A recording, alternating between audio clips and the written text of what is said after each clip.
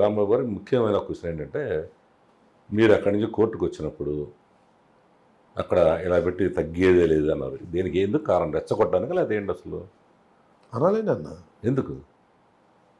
Case మీద case పెట్టి నన్ను హింసించాలనుకున్నా, మానసికంగా నన్ను అధైర్యపరచాలనుకున్నా, అధైర్యపడను అని చెప్పేదానికి చెప్పారు. అట్లా అధైర్యపడను.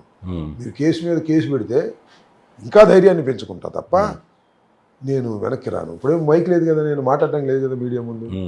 ఒక సిగ్నల్ ఇచ్చాను, దట్ నేను ఇంటెన్షనల్లీ ఇచ్చాను. నేను దాన్ని పొరపాటుని ఇచ్చాను ఎప్పుడు అనుకోలేదు. కావాలని ఇచ్చాను. దాని మీద అసెంబ్లీలో కూడా మన చర్చ జరిగింది.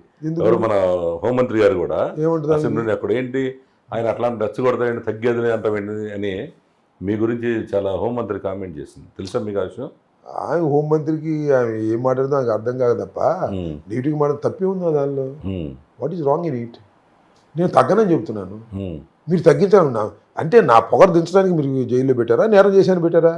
What is the logic it? నా పొగరు దించాలని మీరు పెట్టారు అంతే కదా. నా పొగరు దిగదని చెప్పా, దిగదు అంతే. ఇంకా అంతటితో అయిపోయింది. ఇంకో కేసు పెడితే ఇలానే ఉండి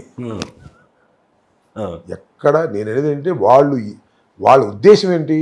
అంబటి రాంబాబు అనేవాడిని జైల్లో పెట్టి లేకపోతే కొట్టి హింసిస్తే వాడు భయపడిపోతాడు అని కదా వాళ్ళ ఉద్దేశం.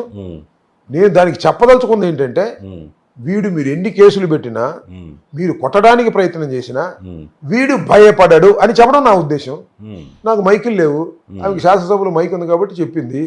నాకు మైకులు లేవు, అడిగేవాళ్ళు లేడు, చెప్పేవాళ్ళు లేడు, లేదా మీరు నెంబర్ 1 ఛానల్ వచ్చి నాతో ఇంటర్వ్యూ తీసుకునే అవకాశం లేదు కాబట్టి ఐ సెండ్ ఏ సిగ్నల్. అది ఆమె మాట్లాడిన దానికన్నా రోజు వార్తలు చెప్పేదానికన్నా అద్భుతంగా వైరల్ అయిందా లేదా నాకు తెలుసు. అది వైరల్ కావడం కోసం చెప్పాను, దానిలో తప్పే ఉంది.